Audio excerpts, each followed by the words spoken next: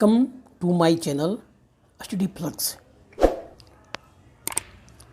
दोस्तों, आज है 5 मार्च 2024। तो आज दिन तक जितने भी महत्वपूर्ण प्रश्न थे हमने इस वीडियो में आपके लिए बहुत सिलेक्टेड करके ये प्रश्न लाया हूँ। ठीक है, तो आज है today top GK and current affair in Hindi. मैं उन सभी प्रश्नों को आपके साथ डिस्कस करूँगा, है ना। उन प्रश्नों के साथ मैं प्रश्न संबंधी रिलेटेड जो महत्वपूर्ण रिलेटेड जीके होते हैं उनके बारे में भी बात करूंगा आपसे, है ना, ताकि आप ज़्यादा से ज़्यादा चीज़ें कवर कर सको, ज़्यादा से ज़्यादा जानकारी आपको हासिल हो सके। ठीक है, और अंत में हम रिवीजन, अगर टाइम बचे तो रिवीजन का भी एक बार कल के जो बताए गए थे 3-4 तारीख के, जो 4 मार्च के जो थे महत्वपूर्ण प्रश्न, उसका भी रिवीजन करेंगे, है ना। तो आपका समय ज़्यादा नहीं लेते हुए चलते स्टार्ट करते हैं और डिस्कस करते हैं आपके साथ में। ठीक है, तो current affair GK in Hindi, most important GK question in Hindi. ठीक है, जो महत्वपूर्ण प्रश्न है इसके बारे में बात करेंगे। ठीक है, पहला प्रश्न है सीमा सुरक्षा बल बीएसएफ का फुल मतलब बॉर्डर सिक्योरिटी फोर्स, है ना, शॉर्ट में लिखते हैं बीएसएफ। तो बीएसएफ की पहली महिला स्नाइपर कौन बनी, है ना। तो आपको सही जवाब चुनना है, इसमें सही जवाब होगा डी, है ना। सही जवाब क्या होगा? डी यानी सुमन कुमारी। ठीक है, सुमन कुमारी हिमाचल की रहने वाली है और बीएसएफ की सीमा सुरक्षा बल की सब इंस्पेक्टर सुमन कुमारी सीमा सुरक्षा बल की पहली महिला स्नाइपर बन गई है। सुमन ने हाल ही में इंदौर के central school of weapons and tactics में 8 सप्ताह का स्नाइपर कोर्स पूरा किया और प्रशिक्षण ग्रेड हासिल किया। ठीक है, सुमन हिमाचल प्रदेश के मंडी जिले की रहने वाली है और वह साल 2021 में बीएसएफ में शामिल हुई थी। क्लियर? हिमाचल प्रदेश राजधानी कहाँ है? शिमला। मुख्यमंत्री है सुखविंदर सिंह सुक्खू। ठीक है, आगे बढ़ते हैं। अगला पॉइंट है हाल ही में चर्चा में रहा मेलानोक्लेमिस द्रौपदी निम्नलिखित में से किससे संबंधित है? मलेरिया रोधी दवा, कैंसर रोधी दवा, एक्सोप्लैनेट, एक समुद्री जनजाति है। क्या है? डी। आपका जवाब क्या होगा? डी, एक समुद्री जनजाति। मेलानोक्लेमिक्स क्या है? एक समुद्री जनजाति है जिसका अभी हाल में ही वैज्ञानिक ने खोज करके निकाला। ठीक है, भारतीय प्राणी सर्वेक्षण जूलॉजिकल सर्वे ऑफ इंडिया, भारतीय प्राणी सर्वेक्षण जूलॉजिकल सर्वे ऑफ इंडिया ने रूबी लाल धब्बे वाले हेडशील्ड समुद्री स्लग की एक नई समुद्री प्रजाति का नाम भारत के राष्ट्रपति द्रौपदी मुर्मू के नाम पर रखा। मेलाक्लोनोमिक्स जीन्स से संबंधित इस प्रजाति की खोज पश्चिम बंगाल तट के दीघा और उड़ीसा तट के उदयपुर से की गई, है ना। पश्चिम बंगाल के दीघा और उड़ीसा के उदयपुर तट से इसका खोज किया गया। हेडशील्ड समुद्री स्लग की नई प्रजाति जो दुनिया में कहीं नहीं पाई जाती है का नाम मेलाक्लोनोमिक्स द्रौपदी रखा गया है ना। राष्ट्रपति द्रौपदी मुर्मू के नाम पे रखा गया है। ठीक है, अगला पॉइंट है हाल ही में ओशन प्रेस नामक STDS टग का उद्घाटन किसके द्वारा किया गया? तो सही जवाब आपका होगा डी, है ना, डी यानी सर्बानंद सोनोवाल के द्वारा इस समुद्री के बारे में किया गया। ठीक है, केंद्रीय पोत परिवहन एवं जलमार्ग मंत्री सर्बानंद सोनोवाल ने हाल ही में ओशन प्रेस नामक 60T बोलार्ड पुलिस टग और मेडिकल मोबाइल यूनिट का एक उद्घाटन किया, है ना। Ocean grace made in India STDS टग यानी बड़े जहाज़ों खींचने वाली छोटी नाव होती है जिसे कोचिन शिपयार्ड लिमिटेड के द्वारा तैयार किया गया है। इसका विकास ग्रीन टग ट्रांजिट प्रोग्राम के तहत किया गया है। ठीक है, अगला पॉइंट है केंद्रीय मंत्री डॉक्टर मनसुख मंडाविया ने ICMR उन्नत केंद्र का उद्घाटन कहाँ पे किया? अहमदाबाद, कोलकाता, चेन्नई, नई दिल्ली। तो सही जवाब का क्या होगा? नई दिल्ली यानी डी। ठीक है, नई दिल्ली में मनसुख मंडाविया ने इसका उद्घाटन किया। ठीक है, केंद्रीय स्वास्थ्य और परिवार कल्याण मंत्री डॉक्टर मनसुख मंडाविया ने नई दिल्ली के एम्स में एकीकृत स्वास्थ्य अनुसंधान के लिए ICMR उन्नत केंद्र का शुभारंभ किया। इसका उद्देश्य है पारंपरिक भारतीय ज्ञान और आधुनिक चिकित्सा दोनों का एक साथ उपयोग करके रोगियों को समग्र स्वास्थ्य देखभाल प्रदान करना। ठीक है, ये केंद्र विभिन्न एम्स संस्थानों जैसे AIIMS Delhi, AIIMS Jodhpur, AIIMS Nagpur और एम्स ऋषिकेश में स्थापित किए जाएंगे। ठीक है, बाकी बाद में धीरे धीरे जिससे एम्स में स्थापित किया जाएगा, शुरुआत में यहाँ पे किया जा रहा है। ठीक है, अगला पॉइंट है ग्लोबल रिसोर्सेस आउटलुक रिपोर्ट किसके द्वारा जारी किया गया, है ना। ये सही जवाब क्या होगा आपका डी यानी UNEP, है ना। UNEP कहता है संयुक्त राष्ट्र है ना पर्यावरण विभाग, ठीक है।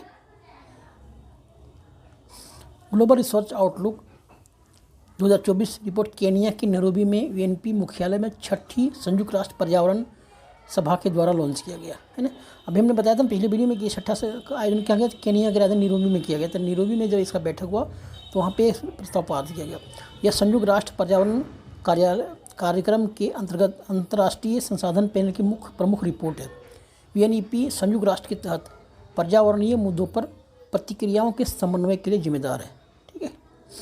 अगला पॉइंट है आदित्य योजना किस क्षेत्र से संबंधित है, स्वास्थ्य क्षेत्र, स्पेस टेक्नोलॉजी, शिक्षा क्षेत्र, रक्षा क्षेत्र। तो ये डी का जवाब क्या होगा डी यानी रक्षा क्षेत्र से, है ना, डिफेंस एरिया, ठीक है। रक्षा मंत्री राजनाथ सिंह ने नई दिल्ली में डेफक नेक्स्ट 2024 के दौरान महत्वपूर्ण और रणनीति रक्षा प्रौद्योगिकी में नवाचार को बढ़ावा देने के लिए आदित्य योजना का शुभारंभ किया। इस योजना के तहत स्टार्टअप रक्षा प्रौद्योगिकी में अपने अनुसंधान विकास और नवाचार प्रयासों के लिए 25 करोड़ रुपये तक की अनुदान सहायता प्राप्त करने के पात्र होंगे। 2023-24 में से 2025-26 की अवधि के लिए इस योजना के तहत 750 करोड़ रुपये आवंटित किए जाएंगे, ठीक है। आदित्य योजना के थ्रू आदित्य योजना शिक्षा से संबंधित है, थोड़ी रक्षा के संबंधित याद रखना है आपको। अगला पॉइंट है हाल में फ्लिपकार्ट ने किस बैंक की सहायता से खुद की UPI सेवा की शुरुआत की है ना।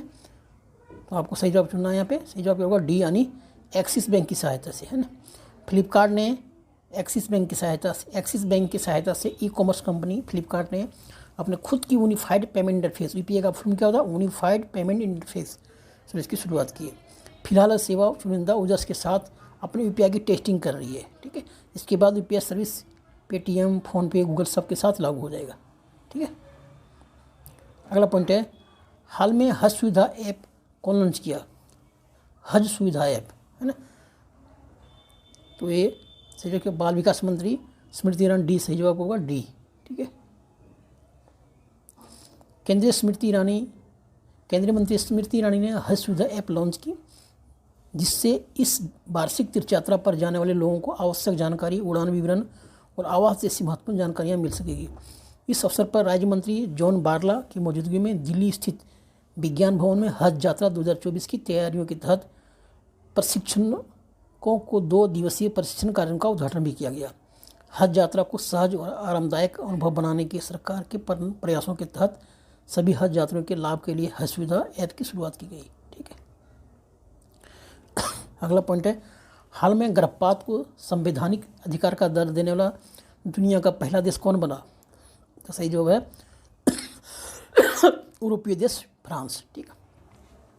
गर्भपात को संवैधानिक दर्जा देने वाला यूरोपीय देश कौन है, फ्रांस, ठीक है।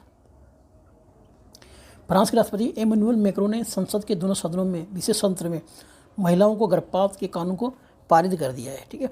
इसलिए अब फ्रांस गर्भपात को संवैधानिक अधिकार का दर्जा देने वाला दुनिया का पहला देश बन गया है, ठीक है।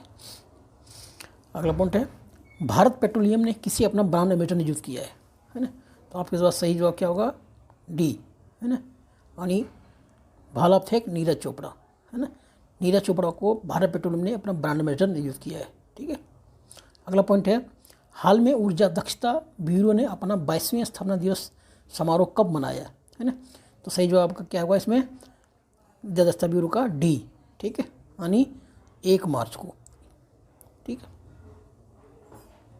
अगला पॉइंट है जानकी जयंती प्रतिवर्ष कब मनाई जाती है, ठीक है। जानकी जयंती प्रतिवर्ष डी यानी 4 मार्च को मनाई जाती है, ठीक है।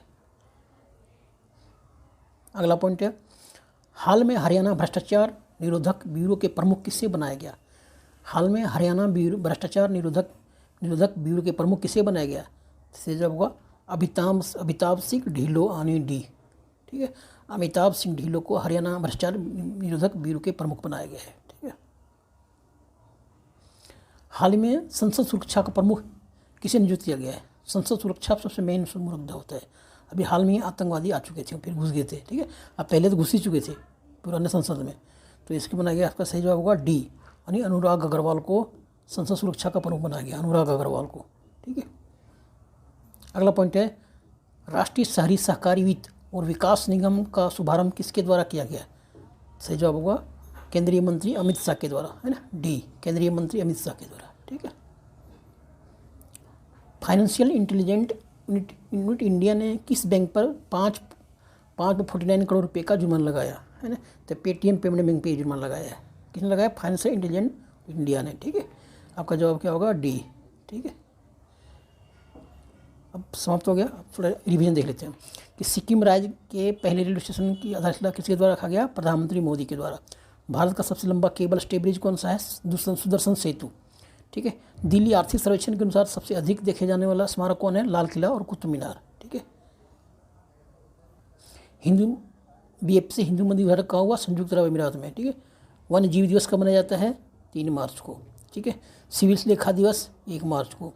विश्व एथलेटिक्स चैंपियन 2027 की मेजबानी कौन करेगा? चीन करने जा रहा है। कि राज्य सरकार के ने सार्वभौमिक जीवन बीमा निगम का अनावरण किया है? नागालैंड सरकार ने। ठीक है। सिंदरी फर्टिलाइजर प्लांट का उद्घाटन कहाँ पे किया गया? झारखंड राज्य में। ठीक है। और किस देश के साथ विशाखापट्टनम में समुद्र लक्ष्मण अभ्यास किया जा रहा है? तो मलेशिया के साथ। ठीक है। थैंक यू दोस्तों, इस वीडियो में इतना ही। मिलते हैं अगले वीडियो में अलग टॉपिक के साथ में। वीडियो को लाइक और सब्सक्राइब जरूर करें, और जो पहली बार आए हैं वीडियो को सब्सक्राइब करके जरूर जाएं। Thank you.